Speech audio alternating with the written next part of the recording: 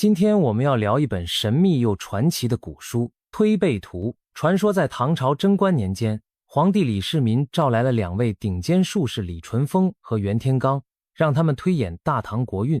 结果这2位大神一推到唐以后，写下了影响深远的预言奇书《推背图》。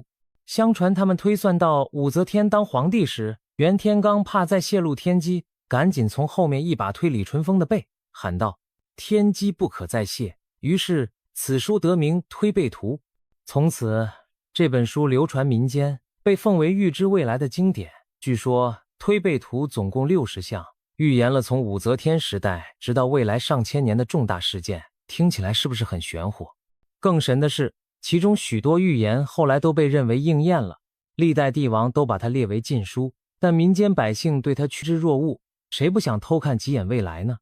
如今是21世纪的我们，再翻开《推背图》，不禁要问，这部千年奇书对2025年有什么预言呢？最近不少解读都把焦点放在一个词上，巨龙现身，而且说台湾将在其中扮演关键角色。巨龙，台湾，这听着就让人浮想联翩。难道2025年真会有一条龙跑出来，或者是暗指什么重大事件？别急，咱们今天就带大家一探究竟，盘点推背图中可能对应2025年的那些预言，看看历史上的预言如何一一应验，对比当今风云变幻的全球局势。最后大胆畅想一下2025年可能发生的重大变化，以及这一切将如何影响台湾的未来走向。首先，我们得搞清楚巨龙现身在推背图中指的是什么。在中国传统里，龙常被用来象征帝王或大国，而且12生肖中龙年往往意味着不平凡。2024年正好是农历龙年，而且是甲辰年，也被称为青龙年。巧的是，推背图第43项的预言诗中就提到，黑兔走入青龙穴，欲尽不尽不可说。黑兔指的就是2023年癸卯兔年，青龙指的正是2024年甲辰龙年。一句黑兔走入青龙穴，对应的正是2023年迈入2024年这个关键节点，听起来是不是很神？预言紧接着又说，欲尽不尽不可说，仿佛暗示某件大事到了将结束未结束的微妙时刻，但细节不可说。乖乖，这难道是在说2023年的乱局拖到2024年还没完？那么2024年巨龙出动又会掀起什么波澜呢？很多人据此推测，推背图暗示2024到2025年会是局势大变的时期，隐藏的巨龙将现身搅动风云。而在这变局中，预言特别点出了台湾的角色。既然提到了巨龙现身，咱们先聚焦看看推背图里有哪些内容可能对应2025年前后的时代。刚刚说到第43项提到了黑兔年转青龙年，也就是2023到2024年交替，这被视为一个重大转折点。预言诗后2句写道，唯有外边根树上30年中子孙结。乍一看有点费解，大意可能是在外面树根上结了果实，经过30年子子孙孙的累积。这被一些解读者认为暗示一个漫长的过程，从2024年开始的变化将在30年内逐渐显现结果。如果从2024年算起，30年后差不多是2050年代了。看来是在说一个长期影响的演变。不过30年太远，我们先聚焦眼前几年。第43项的主题被解读为两岸关系不再维持现状。预言的谶语有一句，君非君，臣非臣，始兼危，终克定。有人解释这是说海峡两岸当前的君臣关系错乱，按正统，中华民国台湾才是君，中华人民共和国大陆按理应视为昔日的臣叛逆。但现实却相反，大陆自居为君，台湾反倒被孤立为臣。这种不正常的关系一开始会经历艰难危险，但最终能够平定。怎么平定？诗的宋约提到了那句关键的黑兔走入青龙穴，暗示大变局从2023到24年开始。有人大胆推测，这可能意味着从2024年起，两岸长达数十年的政治对峙将出现转机，不再是过去那种拖着的维持现状了。也就是说2024到2025年会成为两岸关系的关键转折点。巨龙现身，很可能指的就是大陆中国这个巨龙在这一时期有所大动作，比如对台政策的重大改变，是统一还是内乱，咱们后面细说。总之，在预言里，这只出山的巨龙将深刻影响台湾的未来走向。除了两岸关系，另一个和2025密切相关的预言点就是科技与权力的博弈。翻到推背图第57项，据说主角就是台湾。这一项的谶语相当耐人寻味。物极必反，以毒制毒，三尺童子，四夷咸服。颂曰：坎离相克见天泥，天使斯人米杀鸡。不信其财产吴越，重阳从此集兵师。乍看像古文谜语，现代解读精彩极了。有学者指出，第57项的图画上画着一个3尺高的小童子手捧圆盘，盘中水花四溅。仔细一瞧，小童子的头发轮廓竟像印太地区地图，左边像中国大陆，右上像日本，右侧像北美洲，而小童子所站的位置恰恰就是台湾。天哪，一个小孩子代表台湾。没错，3尺童子正和幼童身高，也指代一个弹丸之地的小台湾。他手里捧的圆盘被解读为台湾著名的晶圆半导体细片，圆盘里泼出的水寓意民主国家的民意如水，水能载舟亦能覆舟，也影射美国等西方力量。水从晶圆泼出，浇熄了熊熊烈火，那烈火暗指战争祸乱，也代表红色的中共。哇，这幅图竟描述了当今的芯片战争格局。台湾掌握先进芯片，美国等民主国家支持，使得缺乏顶尖芯片的中国大陆在军力上受限，点不着大战的火。所谓物极必反，以毒制毒，大概就是这个意思，以对手最依赖的东西反制对手。而3尺童子，四夷咸服，则夸张地表示小小台湾让四方列强都佩服又束手。听到这里，是否感觉汗毛都有点竖起来？1000年前的预言竟似乎画出了一个孩子端盘子的场景，而今天真就见证了台积电的晶圆让世界大国围着转。这一项暗示台湾在科技和国际博弈中有举足轻重的地位，足以左右兵戎之争。联系到2025年，正是美中芯片战白热化，各国抢先进制程的关键时期。预言似乎在告诉我们，台湾这枚晶圆也就是定海神针，能压制战争火苗的燃起。巨龙固然强悍，但没有心也就难以轻举妄动。综合这两项来看，推背图对2024到2025前后的图景仿佛描绘了这样一幕：国际局势风起云涌，大陆这条巨龙开始现身发威，两岸关系不再维持原样。但与此同时，台湾因其民主价值和芯片技术，成为制衡巨龙的关键力量。这听上去既像危机四伏，又像转机暗藏。至于具体会怎么发展，预言诗中没有 GPS 坐标，但给出了几个隐喻线索，供后人猜想。猜谜时间到。有解读认为，中科定表示最终局势会平定统一，多半指两岸统一，只是方式可能出人意料，也许不是武力，而是某种和平转机或内部变局促成。毕竟第43项预言结局是民主返魂，中华民国正统重新复位，也就是预示中华民国台湾作为正统政权将重回舞台中央。这可不是我瞎说，网上解读者甚至断言预言最终指向大陆走向民主化，两岸以民主形式重新融合。这剧情堪称神转折，原来巨龙现身不是为了吞噬，而是最后凤凰涅槃式的浴火重生，听得脑洞大开吧？还有更猛的猜想呢。另一份解读把目光投向推背图第48项，提出在龙年和蛇年，也就是2024、2025年，大陆内部拥护某人和反对某人的两股势力将斗争到白热化，甚至预言可能会有一位军事人物发动政变逼宫成功。这暗示什么不言而喻。也许2024到25年，中国大陆内部会出现权力斗争，可能有高层变局，俗称宫斗。如果真有这种内忧，加上外部压力，巨龙本身可能要先顾着窝里斗了。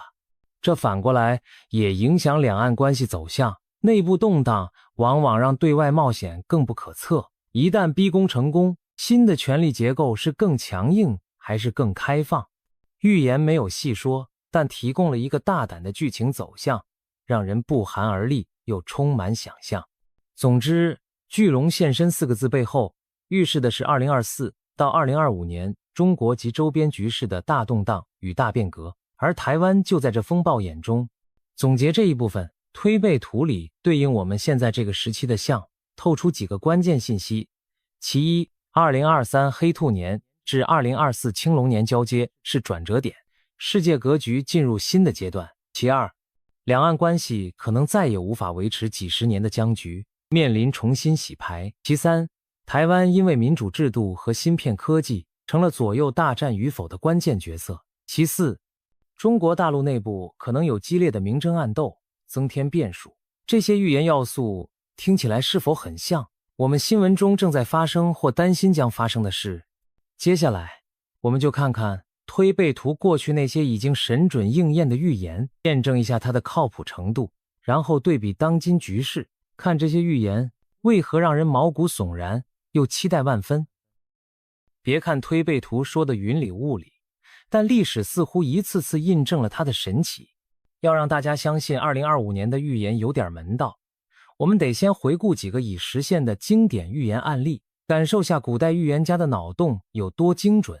案例一，女皇武则天。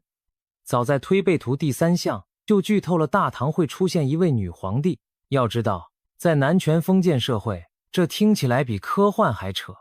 但预言诗里写道：日月当空，照临下土，扑朔迷离，不闻一物。日月当空4字大有文章。武则天称帝后，创造了一个赵字为自己名号，正是日月同辉的意思，象征她登基称天子，简直一语成谶。果然，公元690年，武则天打破惯例，自立为帝，成为中国史上唯一的正统女皇。预言师还说她扑朔迷离，不闻一武，意思是行迹难测，虽非礼堂宗室，却执掌武权。这不就是武则天？她出家为尼，又重返皇宫，诗句参变空王色相空，一朝重入帝王宫，正是生动写照。甚至窝窝沉鸡，孰是熊一句，用公鸡报晓，却不知雌雄做比喻，暗指武后临朝称制，让人分不清皇帝竟是女儿身。千年之前预言女性当政，可把李淳风他们急坏了，难怪要推一把，不敢多说。历史证明，这项预言丝毫不差地应验在武则天身上。案例2，大清灭亡，帝制终结。中国几千年皇帝制度在哪儿断了？在清朝末年，辛亥革命推翻了3000年的帝制，建立了共和国。推背图第37项正是预言了这一巨变。谶语写道：汉水茫茫，不统计统，南北不分，河中共济。这说的是什么呢？有人解读汉水茫茫指清朝最后的统治摇摇欲坠，不统计统暗示皇帝没了，却还出现新的统治形式，继承共和政府，南北不分。河中共济则指辛亥革命后南北议和，各省共和。更绝的是宋约里一句：水清终有节，倒戈逢8月。水清就是清朝，终有枯竭的一天。果然，清朝于1912年正式灭亡，3000年帝制走到尽头，而倒戈逢8月被认为暗指武昌起义。最后一句：海内竟无主，半凶还半吉，描绘民国建立初期天下无皇帝，有动荡也有进步的局面。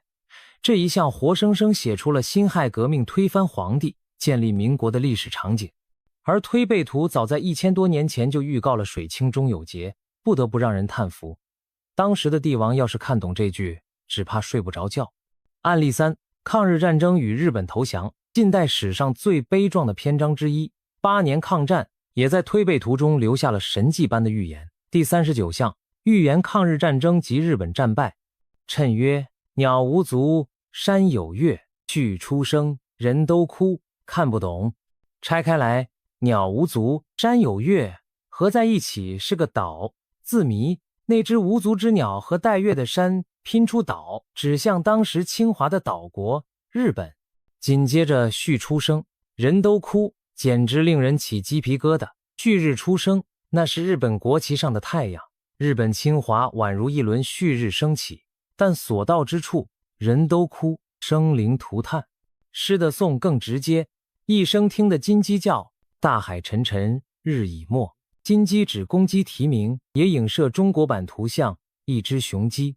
公鸡一叫，意味着胜利的曙光。日已没，太阳沉入大海，日本战败投降。而且历史上，日本正是在鸡年1945年乙酉年有为鸡宣布投降，验证了预言中必至酉年始得平的说法。想想看，日军侵华时，很多中国人悲愤交加地说东边出了个日本小太阳，结果推背图早就预言这太阳终将坠落大海。这项预言的意象之准确生动，令人不得不佩服古人妙笔。案例4，文革10年浩劫，新中国成立后的大事件，推背图也有涉猎，其中最著名的就是第41项，预言了1966到1976年的文化大革命。谶曰：天地晦茫，草木播植，阴阳反背，上土下日，真是一句顶1万句。天地晦茫，描绘天下昏暗愚昧，日月无光；草木播植意指红色，造反派如野草蔓延；阴阳反背，上土下日更是形容乾坤颠倒。本应在上的日代表阳，被踩在地下，泥土阴反倒盖在天上，这不正是文革秩序大乱，黑白不分的写照吗？宋曰更直白：帽儿须带血无头，手弄乾坤何日休。所谓帽儿带血无头，指当时人人头上被强行扣帽子，遭残酷迫害，多少人冤死，连头都保不住。手弄乾坤何日休，暗指有人玩弄权柄，把天下翻来覆去折腾不止。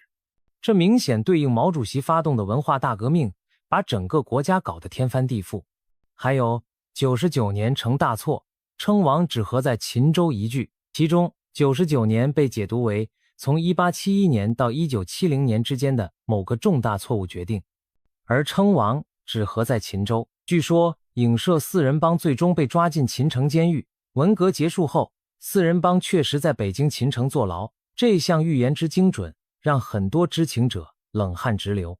当年帽儿戴血无头的疯狂岁月，推背图里早有警示。通过以上几个例子，我们看到推背图在中国历史长河中多次预测命中重大事件，女皇登基、皇朝覆灭、外敌入侵、内部浩劫，无论是武则天还是辛亥革命，无论抗日战争还是文化大革命，都能在书中找到对应暗示。这也是为什么历代都有不少人痴迷研究推背图，希望从中找到对现实的启迪。有人统计，在前56项中已有大半被印证，当然也有一些项的解释存在争议，但总体来说，它描绘的历史发展顺序与实际历史惊人的吻合。这就引出一个问题，既然过去的预言这么神，那对未来的预言会是真的吗？这正是让人既好奇又忐忑的地方。现在我们站在2025年的门槛上，再回头看推背图那些尚未完全应验的项，比如前面提到的第43项、第57项，是否也在逐步变为现实？让我们对比当前的全球局势，看看有哪些迹象和预言中的描述不谋而合。好啦，玄幻的预言和真实的历史我们都过了一遍，接下来是时候将目光投向眼前的现实世界了。2025年近在咫尺，当前全球局势可谓风云变幻，大国博弈加剧，科技日新月异，社会思潮涌动。我们试着从地缘政治、科技变革、社会发展这几个角度切入，展望2025年可能发生的重大变化，并思考这些变化将如何影响台湾的未来走向。21世纪20年代可谓进入了新的冷战阴影下的大国博弈时代，一边是崛起的东方巨龙中国大陆，另一边是守城的西方雄鹰美国，再加上北方的北极熊俄罗斯，南亚的新兴巨人印度等，国际政治舞台上群雄逐鹿，竞争态势日趋激烈。2022年以来，最引人关注的莫过于俄乌战争和美中对抗。2025年，这两大博弈可能进入新的阶段。首先看俄乌战争，2022年俄罗斯入侵乌克兰，引发欧洲自二战以来最大规模冲突。这场战争到了2024年底仍未完全平息，不过有迹象显示，俄罗斯在付出沉重代价后寻求止战，而乌克兰在西方支援下也展现强大战力。不少分析预测，2025年俄乌有望进入谈判或冻结冲突的状态。推背图虽然没明确提俄乌，但如果我们把眼光放大，这场战争是冷战旧怨的延续，也是美国和俄罗斯在欧洲博弈的一部分。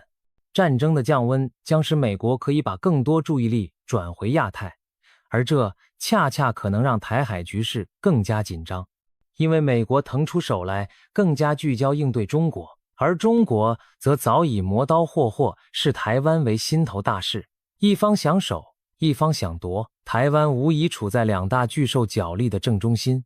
再看美中对抗，近年来美中从贸易战、科技战一路升级到地缘对抗，从南海到台湾，从经济到军事，两国关系降至数十年来冰点。美国在组建各种印太联盟，比如 QUAD 第四方、安全对话、AUKUS 联盟等，拉拢盟友遏制中国。中国则高调宣示民族复兴，在外交上更趋强硬，解放军频频在台海、南海军演，展示实力。可以预见2025年美中博弈会更白热化，尤其台湾问题上，拜登政府多次承诺协防台湾，而北京绝不放弃统一意愿，双方谁都不让步。推背图第43项提到两岸史艰危，就很贴切。未来一段时间，台海可能处于高度危险状态，一有闪失就可能擦枪走火。但预言也说了，中克定，说明最终能克服危机，得到平定，这让我们稍稍宽心，或许不会真爆发世界大战。不过在达到克定之前，那段艰危时期恐相当难熬。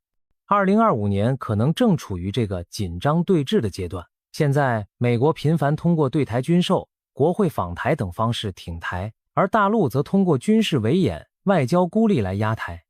这种针锋相对在2025年恐怕只增不减。乐观一点看，各方都还在试探红线，谁都不想挑起直接大战，因为后果太可怕。但悲观一点讲，这就像玩火，一不小心就可能失控，难怪有人拿着推背图找线索，希望能预知这一仗打不打。刚才预言给的暗示比较积极，有水泼灭火，还有内部可能逼宫，让局势变数，使对外冒险降温。如果这些应验，也许2025年台海能暂时避开大战，但局势会持续紧绷，不会风平浪静。中国大陆内部局势也是地缘政治的重要变量。2022年底，中国经历了白纸运动，显露民间不满。2023年经济下行压力大，失业率高企，房地产雷声滚滚。这些内部问题若持续，到2025年可能积累成更大的社会不安。再叠加前面提到的高层权力斗争传闻，大陆政局存在一定不确定性。如果预言的勇士后门入地宫真的发生，那对外政策也许会出现剧烈调整。有人猜想，新的领导层可能为了凝聚民心，反而对台湾更加强硬，以展示权威。也有人认为，新领导若倾向改革，可能缓和对外冲突，以换取发展喘息。这些都处于猜测层面，但可以肯定的是，2025年的中国大陆将站在一个十字路口，是继续强势对外，严控内部，还是尝试调整路线，化解矛盾。无论哪种抉择，都会影响亚太格局和台湾命运。推背图中把这一时期描述的惊心动魄，比如杀不用刀，万人不死一人难逃，这可能影射用非常规手段除掉某个首领，避免更大灾祸。若真如此，那将是轰动全球的大事。我们静观其变的同时，也要为最坏情况做准备。总的来说，2025年的地缘政治很可能是危机与机遇并存。危机在于大国角力让世界更不安宁，台湾首当其冲地承受压力；机遇则在于变局中可能孕育出新的军事和谈判窗口。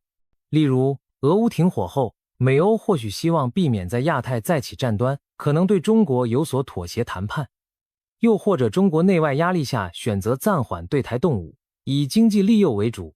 这些都可能让台海在紧张中保持一种微妙平衡。不管怎样，台湾在国际政治棋局中的战略价值无疑提升了，谁得到台湾的合作，谁就多一分优势，反之亦然。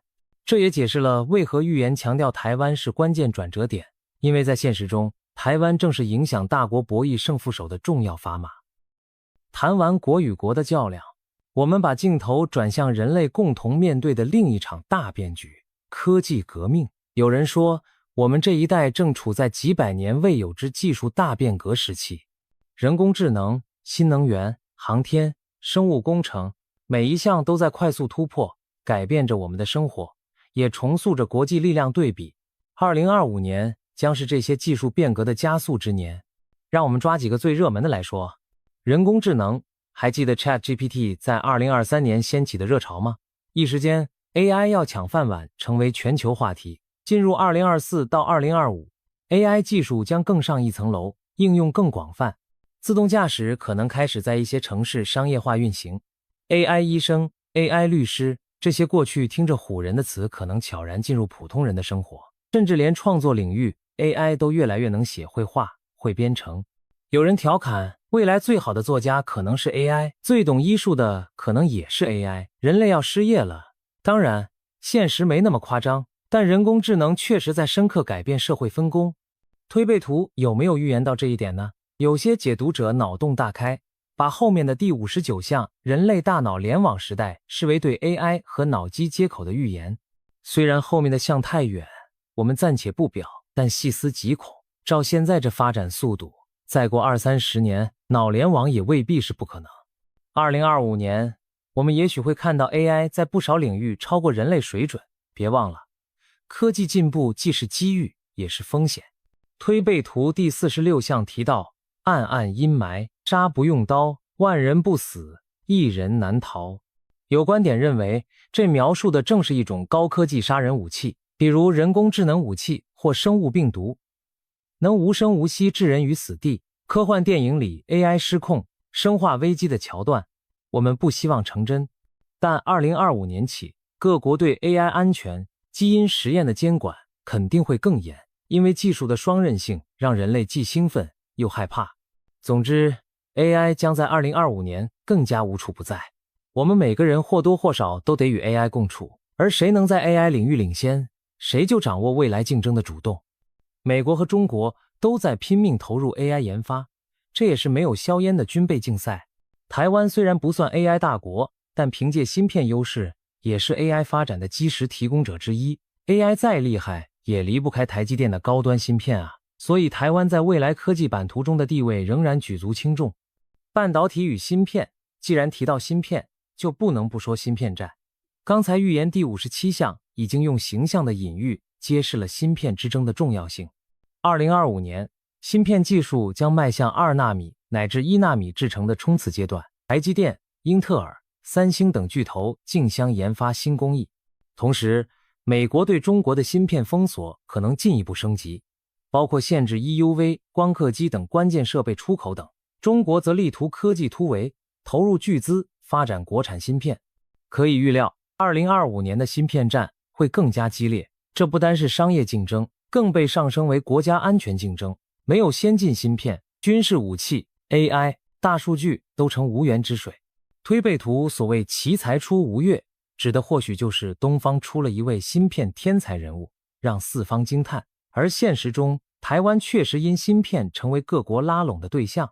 美国甚至推动台积电赴美设厂，欧洲、日本也在争取合作，就是想削弱台湾这张王牌在大陆眼中的诱惑力和在国际供应链中的垄断性。2025年，我们也许会看到更多芯片产能在全球分散布局，这对台湾既是挑战也是机遇。挑战在于护城河变浅，机遇在于只要保持技术领先，台湾仍是不可或缺的核心玩家。此外，2025年量子计算可能取得新突破，各国竞逐量子芯片，先进封装 Chiplet 技术也将改变芯片生态，这些技术方向台湾都有布局。可以说，科技变革让小小台湾拥有大大能量，正如预言里说的童子手捧宝盘那样。新能源与气候，科技革命另一个焦点是能源转型和气候变化。2020年代中期，各国都在加快向新能源过渡。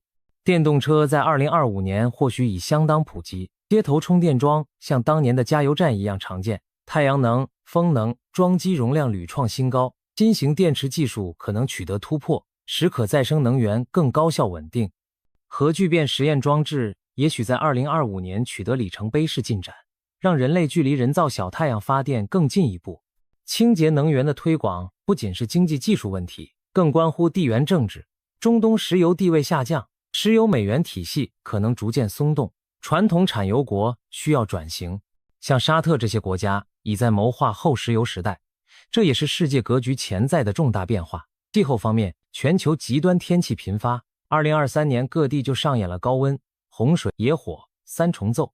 2025年这样的趋势恐怕仍会持续，人类减碳努力短期难见效，但会更加迫切地合作应对。气候合作或许成为美中等大国少有的共同利益契合点，说不定能一定程度缓和紧张关系。推背图里有没有暗示这些？有人牵强地把青龙入海解读为洪水灾害、黄龙升天，比喻涅槃重生。虽然那属于演绎成分，但不可否认，未来自然环境挑战严峻，也将影响政治决策。例如，如果因气候导致粮食危机、难民潮，那比战争更可怕。2025年，全球对气候议题的重视只会增强，各国包括台湾都将投入更多的科技减碳产业。这方面，台湾的科技创新也能发挥作用，比如在能源管理、储能、电动车、供应链等都有不错基础。太空探索，别忘了仰望星空。2025年，人类的目光也将投向更远。美国计划在2025年前后实现阿尔忒弥斯计划，让宇航员重新登上月球。这将是自1972年阿波罗17号后，人类再次踏足月球。如果成功，这无疑是振奋人心的大事。中国也不甘落后，正推进自己的载人登月和月球基地计划。此外，马斯克的 SpaceX 等私人航天公司不断创造纪录 ，Starship 巨型火箭如果能在2025年实现多次成功发射，人类前往火星的梦想就更进一步。推背图后面的像提及外太空文明入侵，听上去很科幻。不过我们不一定会遇到 ET， 但太空确实是下一片竞争高地。2025年或许会出现更多卫星、空间站、探测器在太空繁忙穿梭的新常态。值得注意的是，太空竞赛也有地缘政治影子，中美都想主导月球和火星探索，并拉拢伙伴形成各自太空联盟。比如美国的阿尔忒弥斯已有一堆盟友国家参与，中国和俄罗斯则计划共建月球基地。可以想见，未来连月球上可能都有2个圈子在比赛。在这方面，台湾目前角色不多，但不排除未来在卫星技术等领域参与国际合作，为自己打开一片新天空。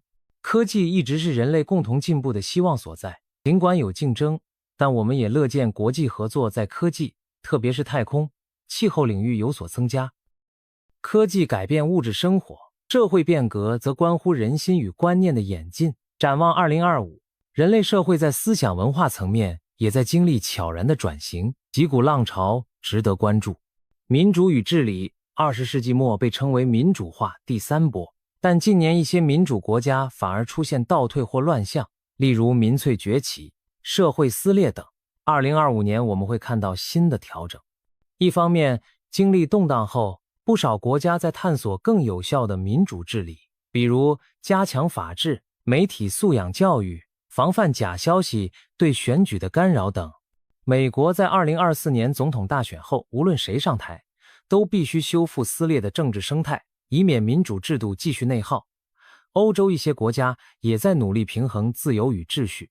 另一方面，威权国家内部的民主呼声可能更强，尤其是年轻一代，通过互联网接触外界，向往更多自由。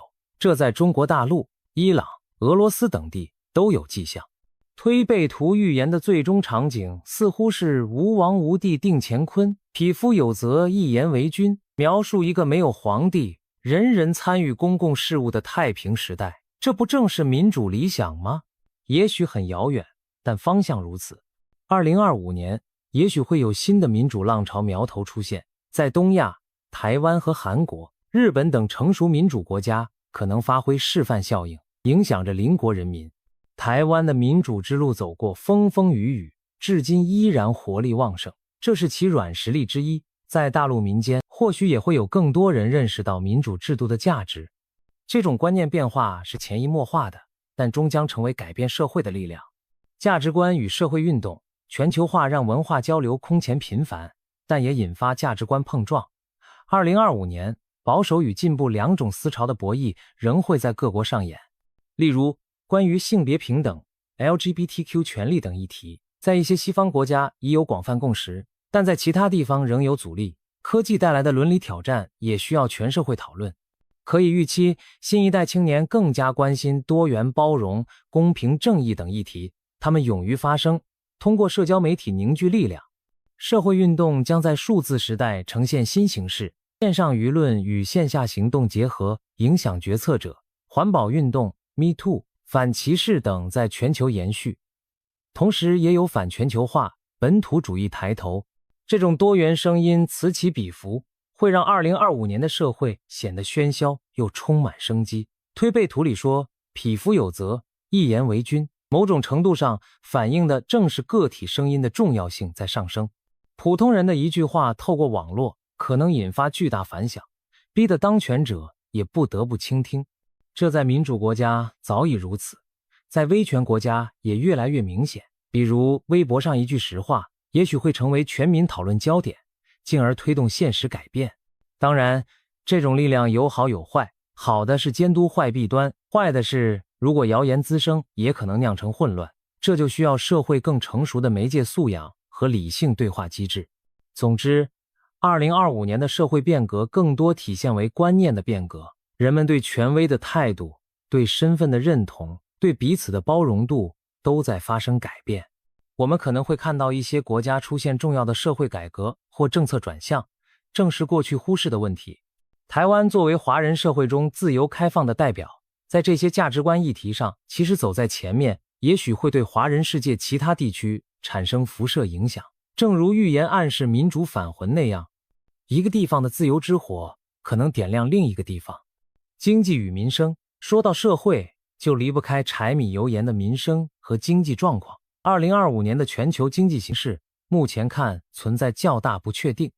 2023到24年，不少国家经济下滑，压力增大，甚至有陷入衰退风险。通胀、高债务、供应链重组等问题困扰着各国。进入2025年，全球经济可能在调整中寻求新平衡。一方面，新技术和后疫情时代的新需求可能催生增长点，比如 AI 产业、新能源产业带动新一波投资和就业。另一方面，地缘紧张和贸易壁垒可能拖累传统制造业和国际贸易。对台湾而言，经济既有挑战也有亮点。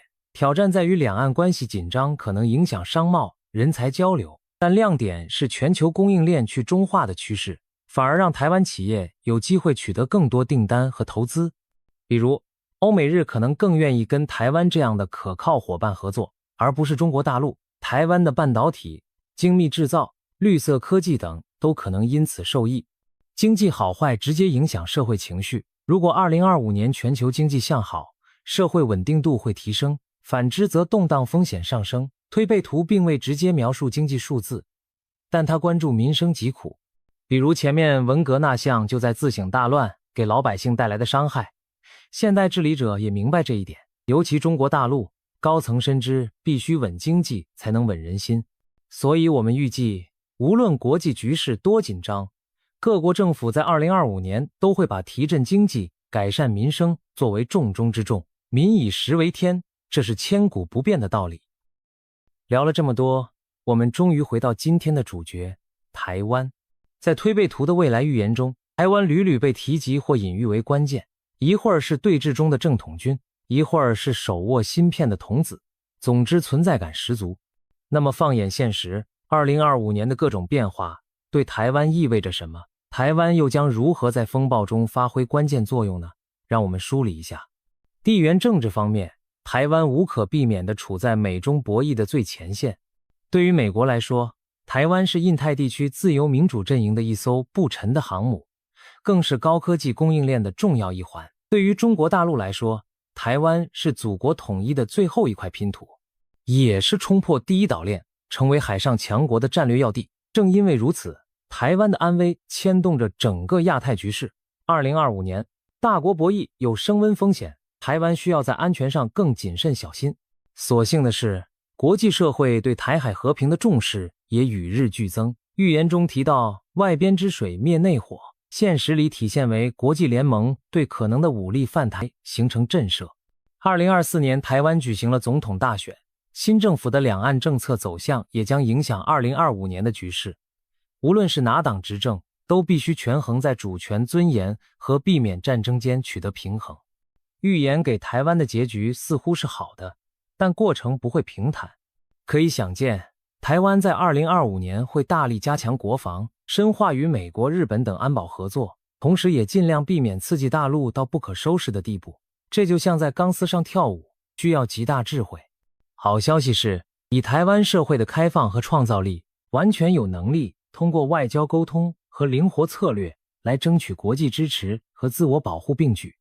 毕竟谁都不愿台海失控，那将是世界经济的灾难，光芯片断供就够大家喝一壶的。预言中，台湾被形容为能够让四夷折服的存在，或许指的就是台湾在国际上的道义形象和战略重要性，使各大国都不得不慎重对待。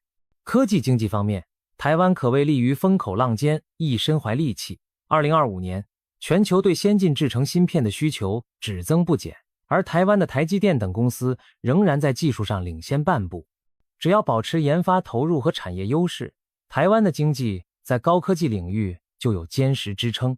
甚至有人说，未来几年将是台湾的黄金年代，因为全世界都需要台湾的技术，台湾有条件主导高端产业链，并获得丰厚收益。当然，前提是和平稳定的环境。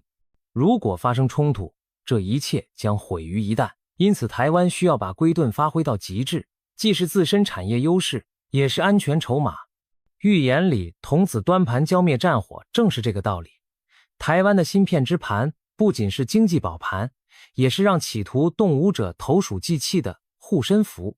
2025年，台湾或许会继续推动产业多元化，避免过度集中单一领域风险，同时巩固在半导体的护城河，比如发展 AI、5G、精密机械、医疗科技等，成为各领域创新岛。经济好，民心稳，在国际上腰杆也硬。推背图其实对台湾的未来国运抱有正面态度，有解读指出后面的像有宝岛腾飞、海鱼称王的意思，预示台湾将迎来一个繁荣阶段。当下看来，如果台海保持和平，台湾完全可能在未来10年迎来新的腾飞，民主制度稳定，科技经济发达，文化多元开放，俨然华人世界中的一颗明珠。这样的台湾不但自身人民受惠，也将对周边产生积极影响。社会文化方面，台湾一直是一个充满活力和韧性的社会，经历过威权到民主的转型，面对过内外压力的考验，台湾人民展现出乐观进取的精神。2025年，在全球巨变背景下，台湾社会可能会更加团结自强。一方面，外部威胁感会激发更多人关心政治与公共事务，凝聚台湾认同；另一方面，台湾多元包容的文化会继续吸引国际关注，软实力提升，例如台湾的影视、音乐、设计、美食等有望在华人圈乃至全球更流行，成为沟通交流的桥梁。这些年来，台湾在国际上赢得了善良力量的口碑，比如对抗疫的贡献，对人权的坚持，都树立了形象。预言所谓30年中子孙结，也许可以理解为台湾在未来若干年培育出的下一代将结出民主与繁荣的硕果，惠及华人子孙。这不是自夸，而是基于台湾已有的成就和继续努力。台湾年轻一代见多识广，勇于创新，也关注社会公平与环境，可谓前途无限。如果能善用全球华人网络和自身民主优势，台湾可能成为亚洲的创新中心和文化中心之一。这也是对抗强邻最柔韧有力的方式，以自身的成功赢得尊重，以价值凝聚认同。也许有一天，两岸人民会因为共同向往更美好的生活而走近，那时候统一也好，合作也罢，都将水到渠成，而不是用武力胁迫。推背图里的民主返魂隐约透出这样的希望，民主自由的精神重现中华大地，台湾正是承载这一精神的火种。如果2025年世界局势动荡是暴风雨，台湾的价值观与制度就是那定海神针，帮助自己也帮助华人世界稳住阵脚。综上，台湾在2025年的关键角色可以概括为战略棋子变战略支点，危机关头化解危机，价值灯塔照亮前路。听起来有点理想主义，但历史常常由理想照进现实。就像数百年前没人想到东海之滨的小岛会牵动超级大国神经，但如今他做到了。同样，未来也许没人能料到，正是台湾模式为中华民族指明了一条新路。但推背图里似乎早有暗示，台湾要做的就是坚持走自己的路，站稳脚跟，手握科技利器，心存济世之志。如此，无论巨龙怎样翻腾，台湾自可立于不败之地，并有机会引导巨龙走向光明的彼岸。从唐朝的预言诗到眼前的真实世界，我们穿梭时空，看到了一幅宏大的历史画卷。在这卷轴中，古老的推背图仿佛给出了隐藏的剧情提要，而我们这一代人正亲身出演高潮章节。2025年也许正是这剧情的关键转折，巨龙现身，风云际会，微与鸡同声。无论你对预言是否全盘相信，不可否认的是，其中许多洞见确实和现实惊人的契合。这种契合有时让人脊背发凉，有时又让人心生希望。毕竟在推背图的故事结尾，并不是世界毁灭或者黑暗永存，反而有着天下大同、生平治世的美好愿景。就像暴风雨再猛烈，终会过去，彩虹终将出现。预言只是给了我们一些启示，但真正决定未来走向的还是我们人类自己。回到我们关注的焦点，2025年的巨龙与台湾，或许未来1年并不会有神话般的龙真的出现，也未必会发生剧本式的惊天逆转。但是种种迹象表明，这1年对两岸关系、中国走向乃至全球格局都将是意义深远的。我们可能见证对抗，也可能见证妥协，可能面临挑战，也可能把握机遇。台湾在其中绝不是被动的看客，而是有机会也有能力塑造自己的命运。就像那手托宝盘的童子形象，台湾完全可以端稳民主与科技这盘宝，校对狂风巨浪。最后用一种轻松的比喻来收尾吧，如果把未来比作一出连续剧，那么推背图提供的只是模糊的预告片，真正的剧情发展还得看导演和演员。2025年的剧集无疑高潮迭起，但结局走向并非注定悲惨。也许剧本的最后一页早已写好，也许还有多种可能等待我们去书写。正如古人那句箴言，谶纬之言，信则有，不信则无。预言这东西，你信它，它就在那儿；你要是不信，也可以努力去改写它。对于我们这一代台湾人、华人以及全人类来说，更重要的是从预言中获得启发和警示，在现实中做出更明智的选择。与其坐等命运，不如积极创造未来。展望2025，我们心怀敬畏，也心怀希望。巨龙会现身，但我们不畏惧，因为手中亦有利剑和明灯。风雨会来临，但我们不迷失，因为脚下踏着坚定的道路。让我们以智慧和勇气迎接未知的挑战。或许多年后再回首，我们会惊叹，原来我们就是写历史剧本的人，而那些先贤的预言不过是给后人留下的益智谜题罢了。谜底如何揭晓，就让时间和行动去证明吧。现在是时候合上预言书，抬头直面现实世界了。无论命运之龙如何起舞，愿我们都能做掌握自己人生的小小预言家，在变局中找到属于自己的那一束光。自从中国加强对台海的军事压力以来，许多人都在猜测战争是否会突然爆发。大陆军机频频绕台巡航，军舰在台海游弋，言辞上更是不时放出不惜一战的强硬信号。然而奇怪的是，尽管气氛如此紧张，北京方面却始终没有真正对台湾动手，这是为什么呢？难道仅仅因为时机未到，亦或是因为忌惮某种力量？最近在一次国际论坛上，一位美国专家的一番话点破了其中的真相，现场听众一时间竟无人出声，仿佛被这简单的一句话镇住了。本篇报道，我们就以这位美国专家的视角为引子，层层剖析中国到底为何迟迟不敢武力统一台湾。首先要探讨的是，如果中国选择武力统一台湾，在军事上将面临怎样的代价和风险？可以想象，两岸一旦开战，将是近年来规模最大、最惨烈的冲突之一。台湾海峡虽然狭窄，但毕竟有上百公里宽，对解放军来说，这意味着必须跨海进行2栖登陆作战。历史上，2栖登陆被公认为最困难的军事行动之一。解放军自1979年对越自卫反击战以来，就再没有真正打过仗，更别提大规模登陆作战了。如今装备是现代化了，但实战经验近乎空白，一支缺乏实战经验的部队贸然发动如此庞大的攻台行动，其风险可想而知。让我们具体想象一下场景：解放军数十万大军横渡台湾海峡，准备强行登陆台湾本岛。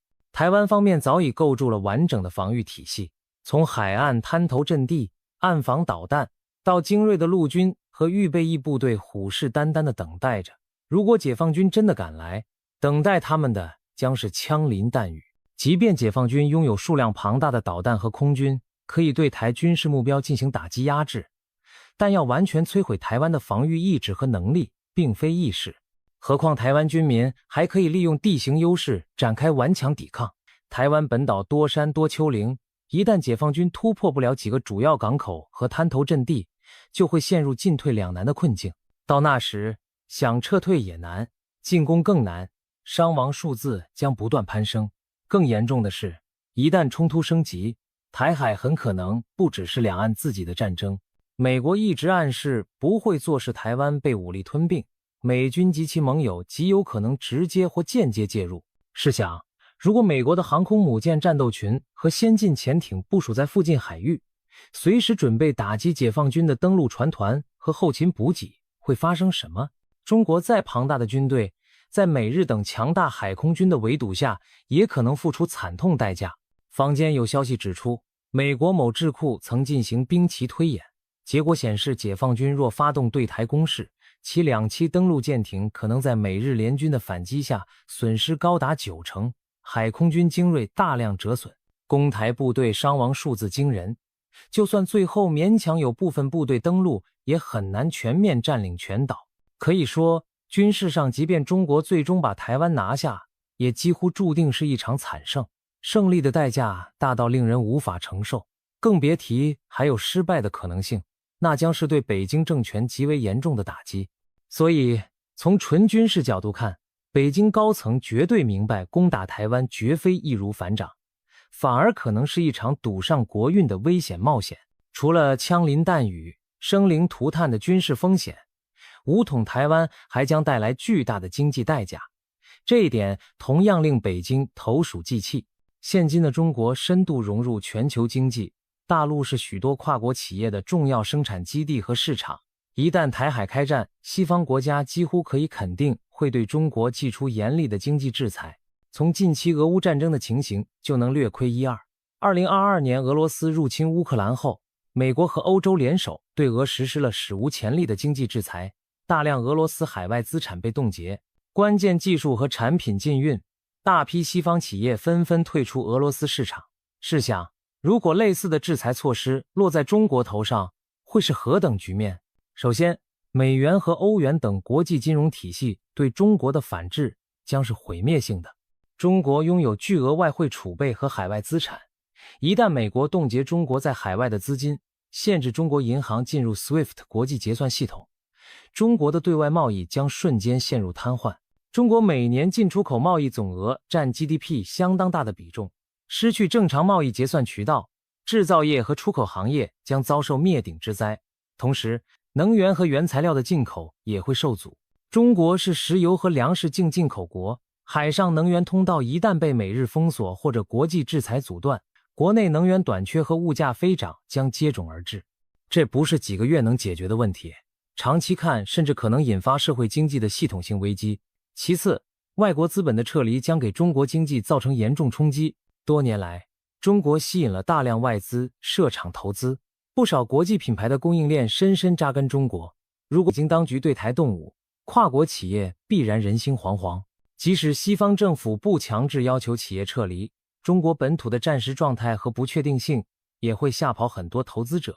想象一下，战争阴云下，国际航班停飞，海运受阻，市场需求暴跌，法治环境急剧恶化，这样的经营环境，哪个外商还敢留下？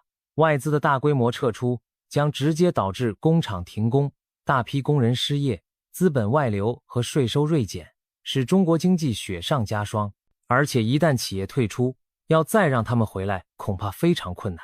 供应链一旦转移到其他国家，比如越南、印度等，中国将永久失去这些生产订单和就业机会。再次，武统台湾可能引发国内外投资市场信心崩溃，中国自己的民营企业和富商也会因为战争前景而转移资产，减少投资。股市、楼市等资产价格很可能暴跌，人民币汇率也会承受巨大压力。资本管制即使严厉，也难挡市场恐慌情绪。可以说，发动战争对中国经济的冲击将不亚于一次金融风暴。北京多年辛苦创造的繁荣成果，可能在战争与制裁的双重打击下一夕归零。如此严重的经济代价，真是北京敢贸然用武的重大顾虑之一。正因为如此，有分析指出，中南海迟迟不敢对台动手，经济账是他们绕不过去的一道坎。在讨论台海问题时，我们不能忽视更大的背景，那就是当今的中美战略对抗格局。在冷战结束数十年后，中美两国如今正渐渐走向一种新冷战或战略竞争态势，而台湾问题正处于这场对抗的中心地带，成为双方都密切关注的一条红线。对北京而言，台湾问题是核心利益，是民族统一大业，甚至被视作关系到中共政权合法性的重大议题。北京多次强调，不惜一切代价也要防止台湾独立，并且在2005年通过反分裂国家法公开写明，如果出现台独等情况，将以非和平方式解决台湾问题。这意味着，在北京眼中，台海局势某些底线是绝不能碰触的，比如台湾正式宣布独立、外国军队驻扎台湾等等，这些都是中方的红线。而对美国来说，台湾则被纳入其印太战略的整体框架。华盛顿虽然在1979年与北京建交时承认一个中国原则，但同时通过与台湾关系法为持续支持台湾防御提供了法律依据。美国官方至今奉行所谓战略模糊政策，不明确说明在台海发生战争时是否出兵相助，但从美国近年的种种举动看，已经把防范中国以武力改变台海现状作为一条不可退让的红线。特别是在中美整体对抗加剧的背景下，台湾被视为第一岛链的关键一环，也是美国遏制中国海洋扩张的前沿阵地。美国决策圈普遍认为，一旦台湾落入北京之手，美国在西太平洋的盟友体系和威慑力都会遭到沉重打击，整个亚太地区的地缘平衡将向不利于美国的方向倾斜，这对美国来说是难以接受的。因此，我们看到中美双方其实都把台湾问题视作对自身至关重要的红线，北京绝不容忍台独和外部势力干涉，美方则绝不容许北京用武力单方面改变现状，这就形成了一种微妙而危险的战略平衡。双方在台海问题上言辞激烈，但又都相当谨慎，因为任何一方稍有越界，就可能引发直接冲突。就像两列迎面而来的火车都亮着警灯，却都不敢轻易冲过那根中间的红线。近年来发生的许多事件，其实都是在这根红线附近的试探和博弈。比如2022年佩洛西访台，引发大陆大规模军演，导弹飞越台湾上空；又比如美国不断有议员、高官访台，美军军舰穿越台海，以及中国军机几乎天天绕台巡航。这些举动都在刺激对方的神经，但双方仍有所克制，没有真正擦枪走火。究其原因，正是因为彼此都深知台海是两国对抗的敏感点，一旦在这里爆发冲突，就等同于中美两大强权在亚太直接对决，那将是灾难性的。对北京来说，他们既想恐吓台湾，威慑美国，以阻止台独倾向，又不敢贸然真的打响第一枪，因为那意味着踩过中美战争的红线。对华盛顿而言，他们要挺住盟友和国会的压力，一方面对台湾表示支持，增强下阻力，另一方面又不能过于刺激北京直接动武，同样是在红线边缘小心拿捏火候。这样的战略博弈使得台海虽然危机四伏，但始终维持着一种脆弱的和平。为何台湾问题能成为如此牵动各方神经的焦点？这与台湾本身的战略地位密切相关。台湾之所以举足轻重，既有地缘战略上的意义，也有经济科技方面的价值，还有政治制度和意识形态方面的象征意义。从地缘战略来看，台湾的位置实在太关键了。打开地图一看，台湾恰好位于东亚第一岛链的中心点，北边不远是日本琉球群岛，南边隔着巴士海峡就是菲律宾。台湾宛如一艘永不沉没的航空母舰，横卧在中国通往太平洋的要道上。如果北京拿下台湾，解放军海军和空军就能以台湾为前进基地，直接将军事触角伸向西太平洋深处，对日本、关岛甚至更远的太平洋岛屿形成威慑。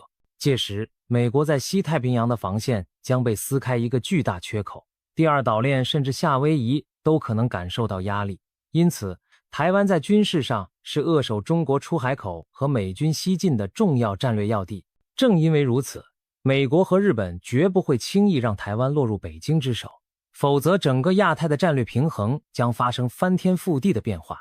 除了地理位置，台湾的经济和科技价值也不容忽视。众所周知，台湾是全球高科技产业的重镇，尤其在半导体领域居于霸主地位。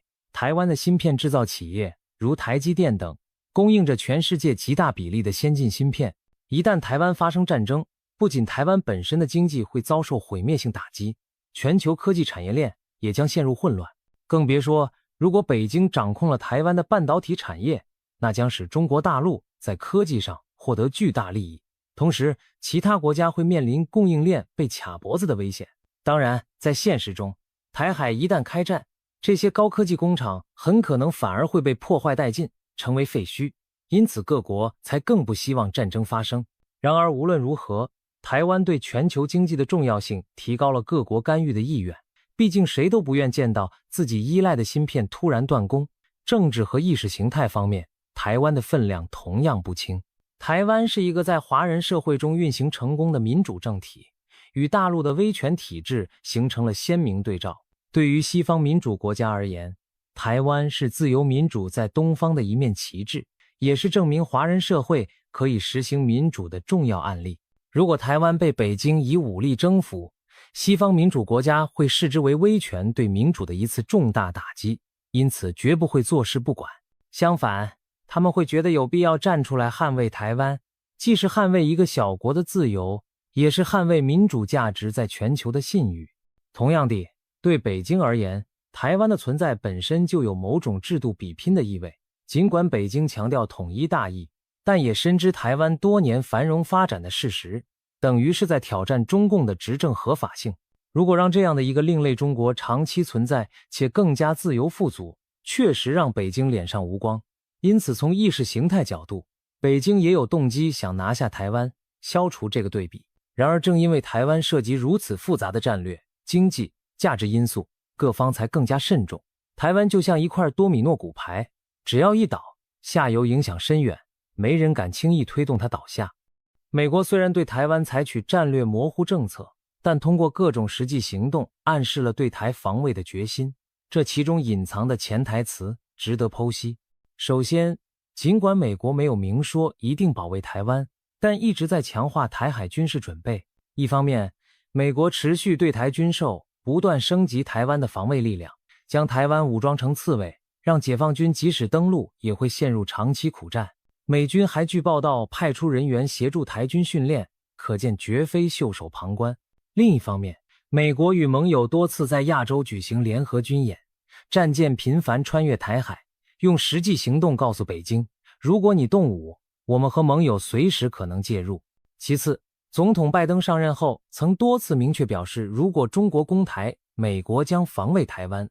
虽然事后官方澄清政策未变，但这样的表态实际上透露出相当清晰的信号，潜台词无非是告诉北京，不要心存侥幸，美国不会坐视不管，这比过去模棱两可的说法更具威慑力。北京对此当然心知肚明，只是嘴上抗议美国模糊变清晰，但不得不认真考虑美军介入的可能。最后，美国整体战略重心早已转向印太，针对中国的军事部署和同盟网络不断强化。日本冲绳、关岛的美军基地在加强战备，澳大利亚、菲律宾与美国的合作更加紧密，美英澳建立 AUKUS 联盟，都是为了提升对中国的威慑力。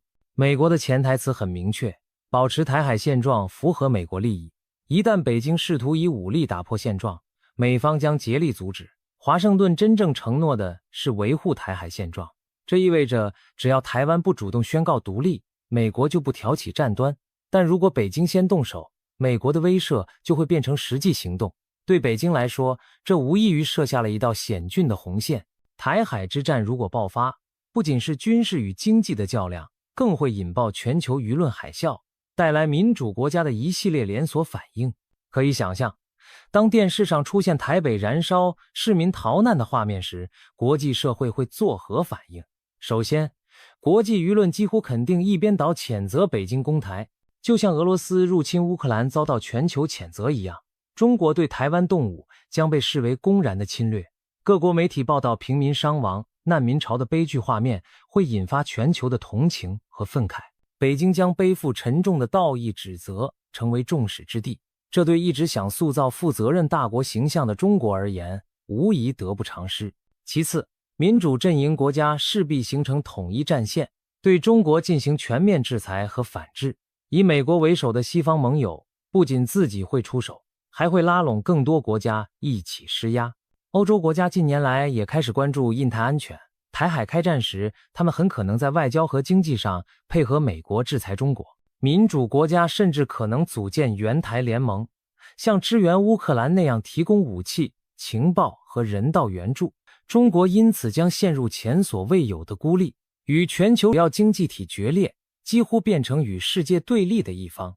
再次，周边邻国也将人人自危，区域局势全面紧张。日本可能借机大幅扩军备战，韩国、澳大利亚和东南亚各国会加倍依靠美国保护，印度或许也趁机在中印边境牵制中国。中国武统台湾无异于打开潘多拉魔盒，地区军备竞赛加剧，安全形势急转直下。中国本已因南海、新疆、香港等问题与西方关系紧张，若再背上侵略台湾的恶名，中美、中欧关系都将跌到冰点。届时能站在中国一边的，恐怕只有极少数如俄罗斯、朝鲜这样的国家。中国将失去绝大部分国际市场和合作机会，长期发展蒙上阴影。最后，攻台还可能标志着全球新冷战的正式爆发，世界将重新分裂为两个互不信任的对立阵营，国际合作体系崩解，全球化严重倒退。这种前景极为严峻，绝非北京愿意见到。因此，国际舆论和民主国家的连锁反应，也是让北京在武统问题上心生顾忌的重要原因之一。除了外部因素，北京还必须考虑国内的不稳定和政治风险。如果对台开战，不仅国际形势险恶，国内也将波涛汹涌，这甚至关系到中共政权自身的生死存亡。首先，战争一起，中国社会将进入战时状态。长期享受和平的民众突然要面临征兵动员、伤亡通知，社会心理会遭受巨大冲击。开始时，也许民间民族主义高涨，但当真有大量官兵阵亡消息传回，胜利迟迟看不到时，民意很可能从狂热转为质疑，甚至反对。历史上许多战争都是如此，一旦战事陷入僵局，国内支持就会迅速瓦解。在中国这样高度控制言论的国家，一旦压抑的怨愤爆发出来，威力将格外大。决策者不能不担心，武统一旦不顺，民众的不满情绪可能演变成社会动荡。其次，战争引发的经济崩溃和民生困苦也会极大冲击稳定。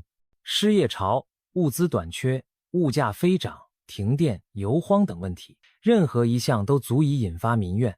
而如种困难叠加，全国可能陷入严重的社会危机。近年来，中国在经济下行或严厉防疫时，已经出现过民众抗议。如今若因战争导致生活水平断崖式下跌，大规模骚乱并非不可想象。中共素来强调稳定压倒一切，可武统台湾恰恰会带来无法控制的长期不稳定，这怎能不令当局忧虑？再者，党内政治风险同样突出。习近平把统一台湾视为历史使命，但其他高层未必愿陪他冒险。一旦攻台成为惨败或泥潭，最高领导人威信将遭重挫，党内可能出现反对声音甚至权力斗争。专制政权在战争失败后内部倒戈的例子古今中外不少见。如果战局对中国不利，一些潜在的政敌或元老可能趁机逼宫，要求更换领导层来挽救局面。对于执政者来说，贸然发动战争可能赔上自己的权利和性命，这绝对是最大的政治风险。最后，战争还会考验中共对舆论的控制力。官方固然会极力鼓动民族主义，塑造胜利正义的叙事，但真刀真枪干起来后，若战况不如人意，这种宣传恐怕维持不住，反而引发民众强烈的心理落差。现代通讯技术发达，前线消息就算严密封锁，也难免泄露。一旦人民发现实际战况与官方宣传相去甚远，愤怒和失望情绪将难以抑制，外战很可能激化为内乱。这无疑是北京最不愿面对的局面。总之，国内种种不稳定因素构成了北京决策武统时极为现实的顾虑。如果一场对外战争最后引火烧身，导致政权动摇，那显然是得不偿失。所谓攘外必先安内，内顾之忧未解，北京又怎敢轻启战端？综合以上种种因素，我们不难看出，北京至今迟迟没有对台湾动武，绝非偶然，而是经过精心权衡利弊后的理性选择。军事上的巨大风险，经济上的沉重代价，国际环境的强大压力，以及国内的不确定性，都令北京投鼠忌器。在这一系列掣肘之下，中国领导人纵然心有统一台湾的雄心壮志，却也不敢轻启战端。用一句形象的话说，北京目前是能拖则拖，能吓唬就吓唬，但绝对不首先开火。一位美国专家的评论可谓一语道破了其中的核心原因。这位专家指出，北京之所以不敢轻举妄动，并不是因为不想统一台湾，而是因为一旦发动战争，他们可能失去的东西远比得到的多。简单来说，就是赔不起3个字。具体而言，这位美国专家预判，如果习近平下令对台开战，初期或许能够占据军事上的一时优势，但随着美国和盟友的介入，以及战争的持久化，中国将陷入极为被动的困境。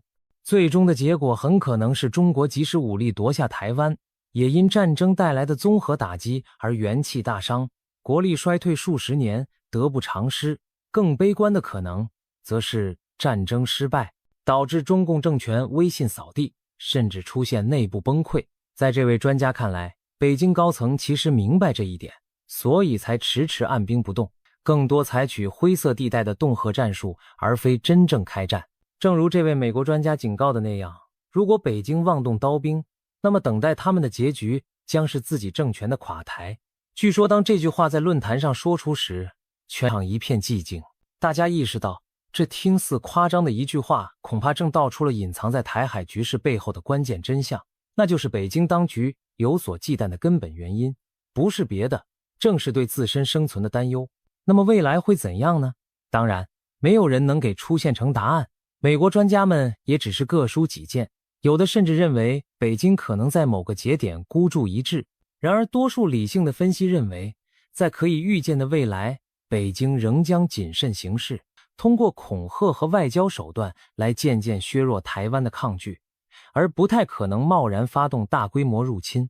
正因如此，我们今天仍然能够看到台湾海峡维持和平的表象，但这不意味着风险不存在。台海宛如一枚险象环生的棋子，只要国际格局稍有风吹草动，都可能让紧张局势升温。我们只能希望两岸和各相关大国都继续保持克制，让理性战胜冲动。归根结底，中国不敢贸然武统台湾，不是因为放弃了统一的目标，而是因为现实的代价过于高昂。正如那位美国专家一语道破的，发动台海战争将可能断送的不仅是台湾的未来，更是中国自身的未来。与其同归于尽，不如继续寻找别的出路。这或许就是当下台海局势得以维持微妙和平的真正原因。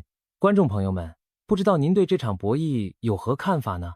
历史的车轮仍在前行，我们静观未来，但愿理智与和平能够最终胜出。黎明前的黑暗中，台湾海峡的波涛诡谲不定，远方隐约传来低沉的引擎轰鸣声，几艘巨大的军舰正朝着海峡中央驶来。突然间，天空闪过数道耀眼的光芒，伴随着尾焰的导弹撕裂长空，划出令人恐惧的弧线。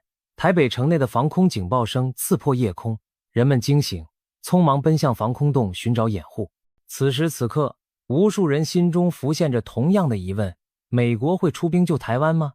若要回答这个扣人心弦的问题，我们必须先将时间的指针拨回几十年前，追溯美国对台政策演变的历史脉络。在上个世纪中叶，台湾问题就已经成为中美之间微妙而敏感的棋局。20世纪50年代初，朝鲜战争爆发，时任美国总统下令第7舰队巡弋台湾海峡，以防止中国大陆武力犯台。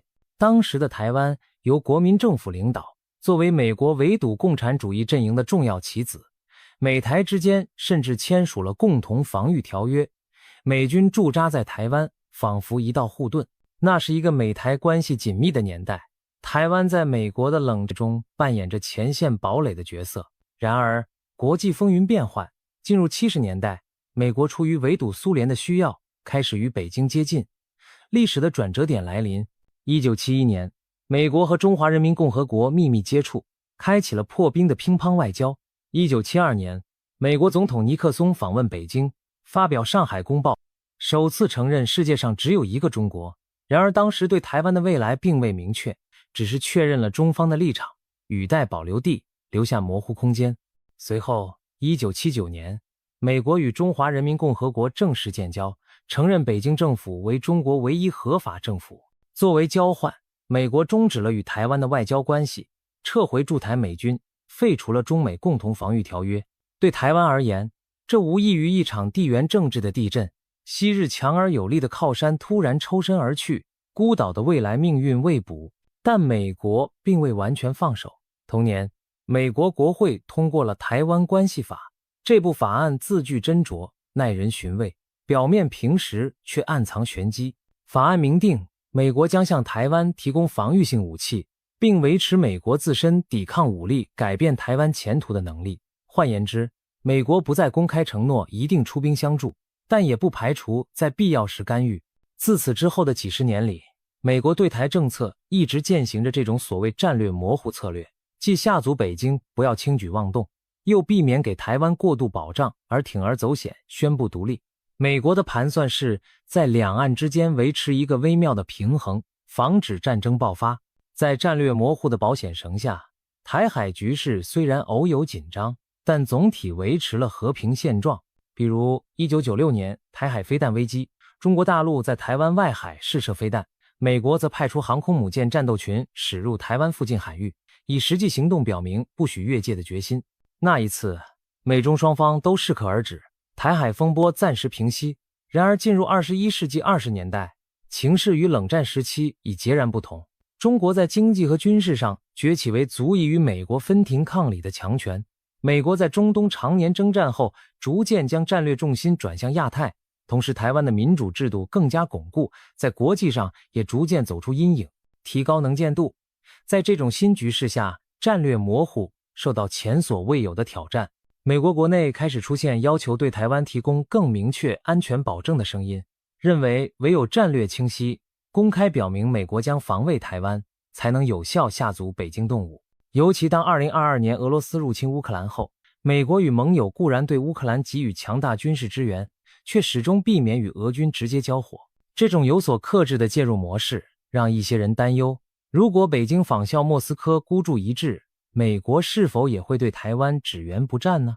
于是从华盛顿智库到国会山庄，激辩着美国该继续模糊下去，还是改走清晰路线。然而，每当有人建议改变政策，美国政府高层往往犹豫再三，这关乎战争与和平的天平，一旦严重倾斜，或许就无法轻易回头。无论模糊还是清晰，美国对台湾的承诺从未明文写死，留下的正是日后灵活调整的空间。于是，台海两岸和华盛顿之间长期存在一种心照不宣的默契，北京不确定美国真会派兵干预，因此不敢轻易动武。台北也不确定美国一定会救援，所以不敢贸然宣布独立。这种谁也不清楚对方底牌的局面，竟意外地维持了数十年的脆弱和平。只是和平表层下暗流涌动，各方都在为最坏的情况悄然准备。进入21世纪中叶，中美之间的竞争态势日趋明朗。中国视美国为阻挠其崛起和统一大业的最大障碍，美国则将中国崛起看作对自身全球领导地位的最严峻挑战。在这场地缘政治的博弈中，台湾成了无法回避的焦点。为何台湾这座岛屿如此重要？从地理上看，台湾位处第一岛链的中心枢纽。对北京而言，统一台湾不仅是民族复兴的象征，更能打开通往西太平洋的大门，把美国势力推离其沿海门户。台湾宛如一艘不沉的航空母舰，横亘在中国大陆与太平洋之间。如果拿下台湾，解放军舰艇和潜艇将可以自由出入太平洋腹地，进一步威胁到关岛甚至夏威夷的安全。同时，失去台湾将使美国在西太平洋的防线出现致命裂口，连锁影响日本和菲律宾等盟友的安全。所以，从战略角度看，台湾是中美博弈中谁也不愿让出的关键棋子。除了地缘军事位置，台湾还拥有另一层战略价值，那就是科技与经济。这里孕育了全球顶尖的半导体产业，被誉为硅盾。全世界超过一半的先进芯片由台湾生产，台积电等企业在国际科技供应链中不可或缺。如此一来，台湾的安危不仅关乎民主价值和地缘版图，更牵动着全球经济的命脉。若台海生变，不但亚太局势将剧烈动荡，从智慧手机到汽车，乃至各国工业都可能因芯片断供而陷入瘫痪。也因此，维持台海和平其实是国际社会共同的利益所在。当然，上述多是国家利益的视角，而生活在这块土地上的2300万台湾人民，他们的命运与未来更是整场博弈的核心所在。对台湾人而言，他们在自己家园孕育了自由民主的社会，不希望被大国角力碾碎，也不愿自己的未来由外部势力决定。在数十年的和平发展中，台湾早已不再是冷战时期那个威权戒严的孤岛，而是一个充满活力、拥抱多元价值的开放社会。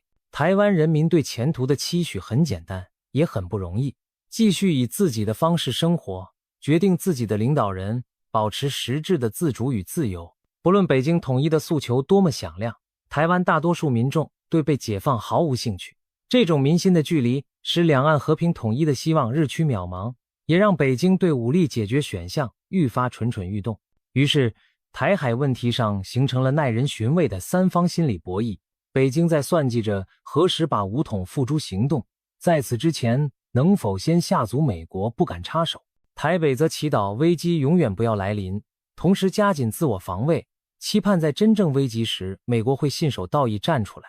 华盛顿则小心翼翼地走钢索，一边增强印太军事部署防范中国冒进，一边避免刺激北京过度反应，还得安抚台湾不要鲁莽挑衅。三方各打算盘，使得台海局势虽紧张，却长期维持一种诡谲的稳定。战争看似遥远，但又似乎随时可能被某个误判点燃。现在我们把焦点转向双方军事实力的对比上，毕竟任何战争的结果很大程度取决于实力消长和临场发挥。经过几十年的军费投入和现代化，中国人民解放军的实力已非无下阿蒙。中国拥有世界上规模最大的常备军队和迅速壮大的海军舰队。解放军海军近年来下水的新型驱逐舰和巡防舰数量惊人，它甚至打造了航空母舰战斗群，军也拥有先进的歼击机群和愈发远程化的打击能力。火箭军部署着大量中程弹道导弹和巡航导弹，可以精确打击区域内的目标。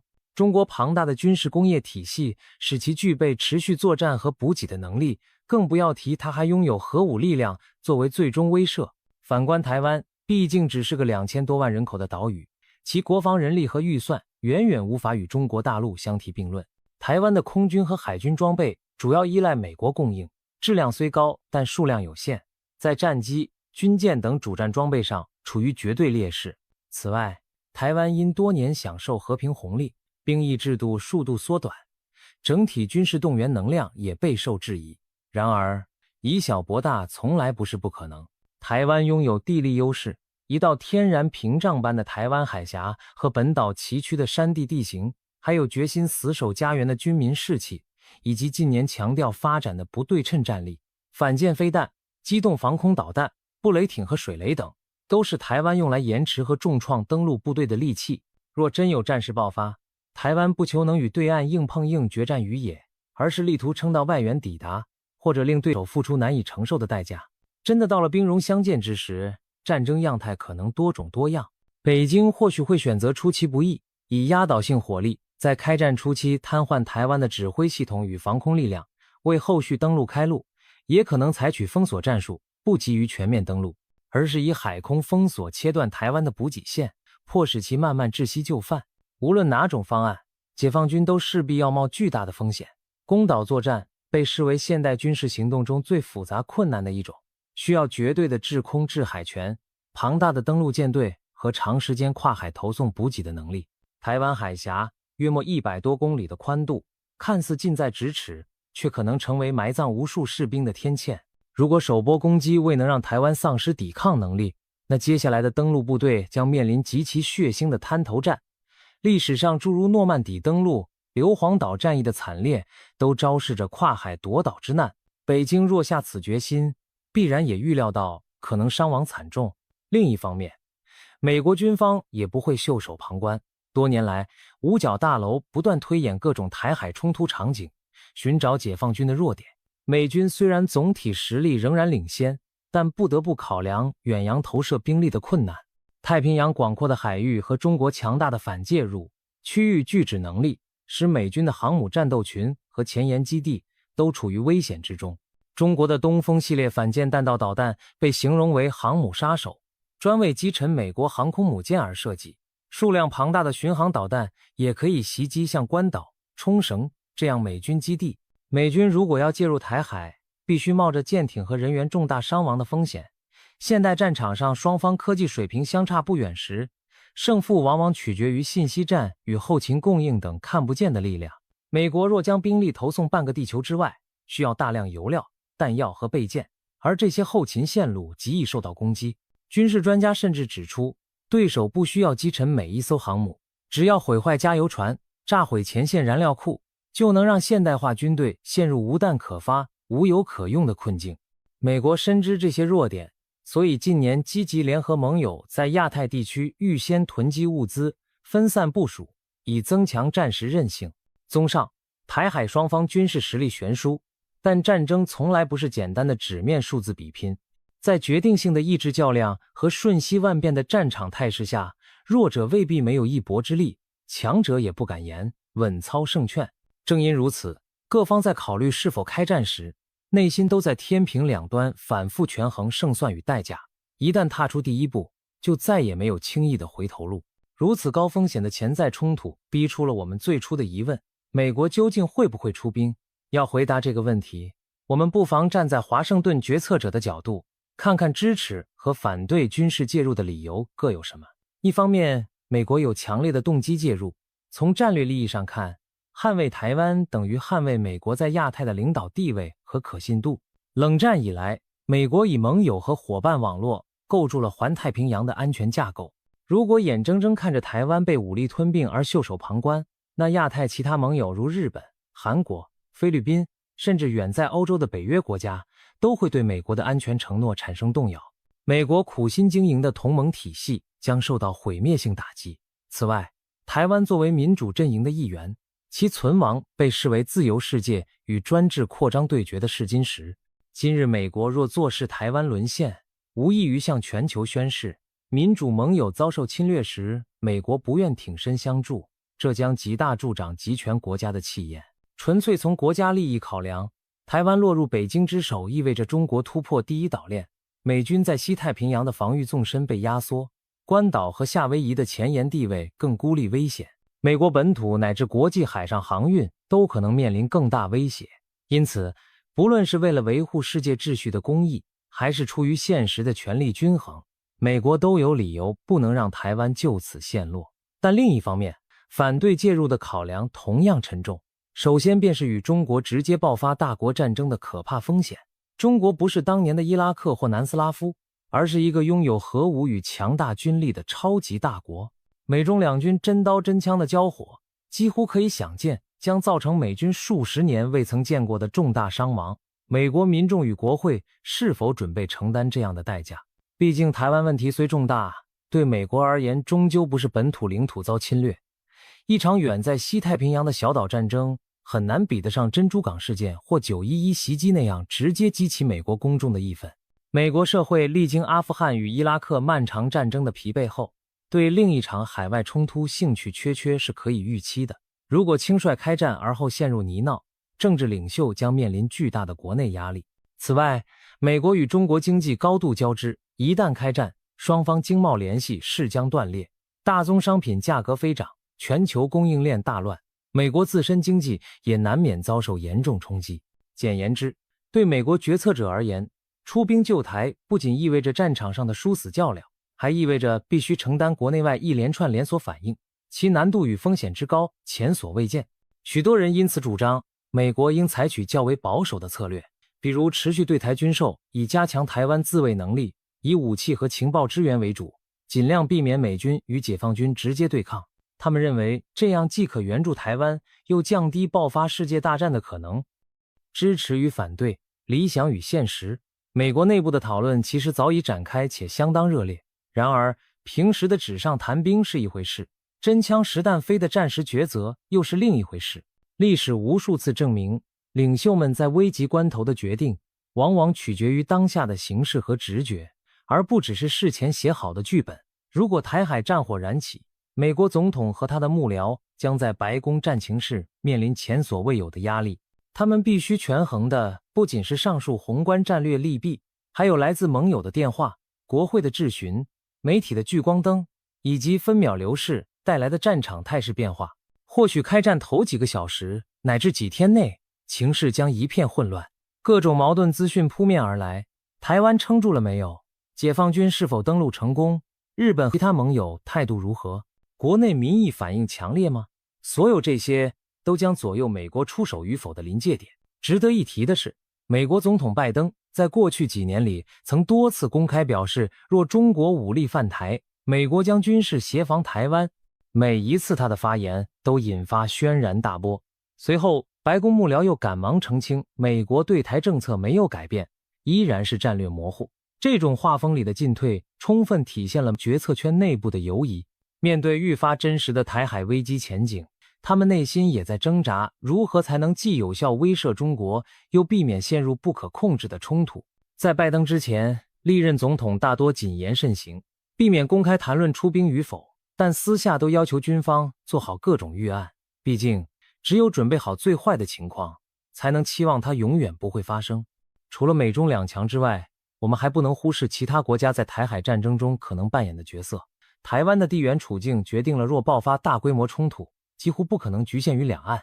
而美国会不会出兵，很大程度也取决于盟友们的态度。首先看日本，日本与台湾一衣带水，从冲绳县与那国岛远眺，台湾影依稀可见。台湾一旦易手，日本西南边疆的安全将受到严重威胁。因此，日本长期以来对台海局势高度关注。一旦中国对台动武，日本极可能成为美军的后勤基地和潜在协助者。近年，日本政府高层甚至公开表示台湾有事即日本有事，透露出日本愿与美国协防台湾的意向。然而，日本也有自身宪法对参与海外战争的限制，国内民意对直接卷入战事依然犹豫。如果美中开战，日本很可能先提供基地、情报、后勤等间接支援，必要时才逐步扩大介入力度。无论如何，日本在台海冲突中的立场对美国至关重要。如果日本愿与美国并肩进退，美国的决心会大增。相反，如果日本犹豫不决，美国单独行动的压力将更大。再看其他美国盟友，澳大利亚作为美国在南太平洋的坚实盟友，近年在安全事务上与美国高度协调，组建了 AUKUS 联盟，以提升军事技术合作。澳洲虽远离台海，但也公开表示支持维护台海现状，反对以武力单方面改变现状。如果美中冲突爆发，澳洲可能派遣海空军参与巡弋，或提供后勤补给，至少会在外交和经济制裁上全力配合美国。英国、加拿大等北约盟友或许也会象征性地加入谴责和制裁的行列，甚至派出舰艇远赴亚太亮相。但欧洲国家国力有限，且与中国经贸关系密切，实际军事介入的可能性很低，态度多半以声援道义为主。另一方面，中国也不见得孤军作战，至少在政治上，俄罗斯很可能支持中国的立场，以报复西方在乌克兰问题上对俄采取的行动。或许在中国进攻台湾之时，俄罗斯会在欧洲方向制造紧张，牵制北约的注意力。然而眼下俄罗斯自身因乌克兰战争元气大伤，恐难以直接军事援助中国，只能在联合国否决谴责案等场合为北京撑腰。至于朝鲜等国，也可能趁机试射飞弹挑衅，增加美日韩的顾虑。可以想见，台海战争一旦爆发，很容易演变成多方牵连的区域，甚至全球性危机。这不仅是台湾海峡两岸的决斗，而是攸关世界秩序的灾难性对决，稍有不慎就会引发连锁反应。某年的初夏，国际媒体频频传出台海紧张升级的报道，北京当局对台湾的一项政治动作发出严厉警告，台北则坚称不会退让。美国总统公开呼吁各方保持克制，但也私下指示驻太平洋美军提升戒备，战云在台海上空越聚越密，一场暴风雨似乎一触即发。终于，战争在黎明前爆发，正如我们开头描绘的画面，解放军数十枚飞弹如火雨般袭向台湾，全岛响起刺耳的防空警报。台湾军事设施遭受重创，西部数座空军基地的跑道被炸得满目疮痍，雷达站接连被毁。然而台湾并未束手就擒，残存的防空火力仍顽强地拦截部分来袭导弹，一些分散隐蔽的战机紧急起飞，投入空战。同时，台湾政府立刻向美国和国际社会发出紧急求援。华盛顿的深夜里灯火通明，美国总统匆忙召集高级幕僚进入战情室，透过卫星画面实时了解战况。台湾请求美国迅速军事支援的电报摆在总统面前，气氛紧张到了极点。最初几个小时，美国选择强烈谴责和警告，白宫声明严厉谴责中国的侵略行为，敦促北京立即停止军事行动。美军在西太平洋各基地进入高度戒备状态，航母战斗群也朝台湾方向机动，但尚未直接介入战斗。此时，华盛顿仍抱着一线希望，希望北京在展示武力后适可而止，不要走到全面登岛那一步。然而，解放军的行动没有停止，反而在加速推进。大批两栖舰船载着解放军部队正从福建沿海驶向台湾，企图趁台湾防御瘫痪之际一举登陆。台湾守军拼死阻击，在海峡中布设大量水雷，岸防飞弹也击中了一些登陆舰，但更多敌军船团依然势不可挡地逼近本岛海岸。眼见战局急转直下，美国政府内部主战与慎战两派争论白热化。就在此时，一件意外彻底改变了美国的游移。一枚来袭飞弹击中了台湾东部外海的一艘美军军舰，造成数十名美国官兵伤亡。消息传回国内，舆论哗然，总统面临巨大的出兵压力。这一刻，美国领导层再无退路，总统下令美军直接参战，协防台湾。随着命令下达，美军战机迅速从航空母舰和各基地起飞，投入台湾上空的战斗。台湾海峡上空顿时出现美中战机缠斗的惊险场面，美国海军潜艇和驱逐舰也向解放军渡海船团发射精确制导武器，炸沉多艘舰艇。解放军则立刻反击，数十枚反舰导弹和中程弹道导弹从沿海齐射，瞄准美国航母编队和日本境内的美军基地。美军防空系统全力拦截，仍有漏网之鱼突破防线。剧烈爆炸声中，一艘美军驱逐舰中弹起火，远在冲绳的美军基地停机坪也遭到打击。短短数小时内，双方都蒙受了重大损失。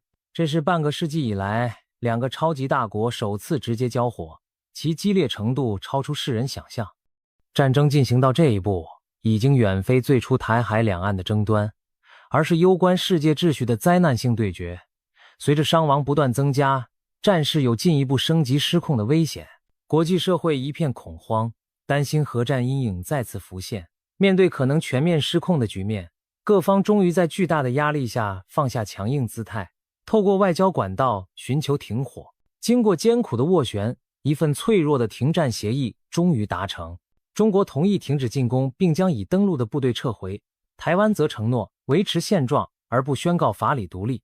美国和盟军也停止进一步军事行动，一场大战暂时画下句点。烟消散去后，台湾虽然幸存，但已遍体鳞伤，美日也付出了人员伤亡和军备损失的代价，中国则在国际制裁和军事挫败下元气大伤，三方均无法宣称胜利。整个亚洲局势陷入长期紧张的对峙，世界目睹了大国对抗的可怕威力。一场更大浩劫虽然暂时避免，但新的冷战铁幕正在悄然降下。然而，我们也可以想象另一种结局，如果美国没有直接出兵，情况又会如何？或许一开始，美国只提供武器和外交声援，却迟迟不敢与解放军正面冲突，那么台湾将不得不孤军奋战，尽管防卫军民英勇顽强地抵抗了数周，最终仍难敌对岸铺天盖地的攻势，台北终于沦陷，台湾政府被迫宣布投降，五星红旗最终飘扬在台北的天空。战争虽然结束，但这样的胜利并不会带来真正的和平。美国因为直接出兵而在全球威信重创，盟友们对华盛顿的承诺产生怀疑，日本、韩国等国深感不安，开始考虑提升自身军备，甚至寻求核武下阻，以免步台湾后尘。国际秩序也随之巨变，一个大国以武力改变现状却未受实质阻止的先例诞生了，其他蠢蠢欲动的强权可能因此更加大胆。另一方面，中国虽以武力统一台湾，却面临沉重的代价，持续的岛内反抗和国际制裁让他疲于应对，在国际上长期被警惕和孤立。美国痛失一位重要伙伴，不得不重新评估自身在亚太的战略部署，试图挽回影响力。由此可见，美国是否出兵并没有简单答案，最重要的是尽全力让这场灾难不要发生。历史往往掌握在决策者一念之间，也许在危头各方都退一步，战争就能避免。想象如果北京暂缓动武，台北克制不踩红线，华盛顿严密威慑却不刺激对方，那么紧张或许可以缓解。这样平淡无奇的结果虽缺乏戏剧性，却是人类能盼望的最佳结局。没有开战的胜利才是最大的胜利，而这场危机本身也为人类文明提供了深刻的启示。首先，它提醒着我们，大国竞争的悲剧潜能依旧存在。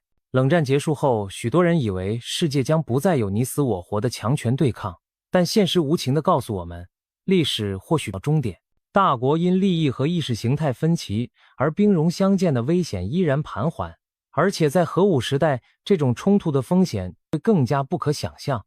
台海若爆发战争，将是核子时代以来人类第二次面临全面灭顶危机，仅次于1962年古巴飞弹危机。我们是否能跨越这道历史考验，将决定未来世纪人类文明的走向。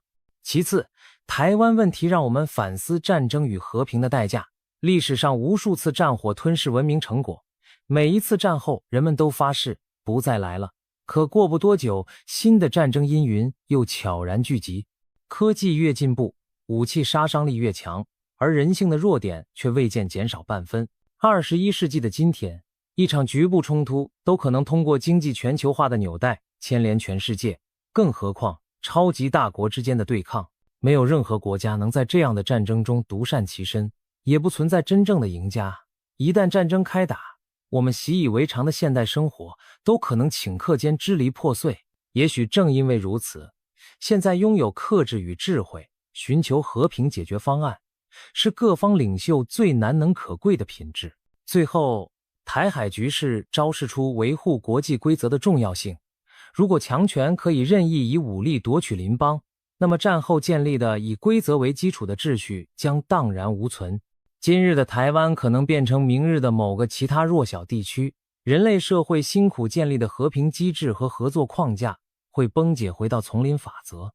然而相反地，如果国际社会能在危机中团结一致，阻止侵略行为得逞，也许能为未来树立一个典范。即便大国之间也必须慎重对待战争，以对话和妥协寻找出路，而非刀剑相向。在这个意义上，台海问题不仅关乎一座岛屿的归属，更是对人类文明成熟度的一次大考。在2025年5月的此刻，我们探讨台海战争倘若爆发，美国会出兵救台湾吗？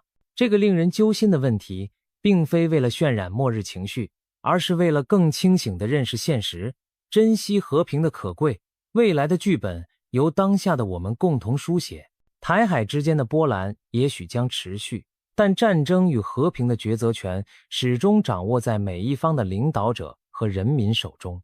或许多年后回望今天，我们会庆幸最坏的预测没有成真，人类找到了避免冲突升级的智慧之道。也或许，如果我们疏忽大意，历史的悲剧仍可能重演。但愿我们能汲取教训，让理性与善意战胜仇恨与恐惧。美国会不会出兵救台湾？这个问题的答案终将由未来揭晓。然而我们希望永远不必用战火去验证它。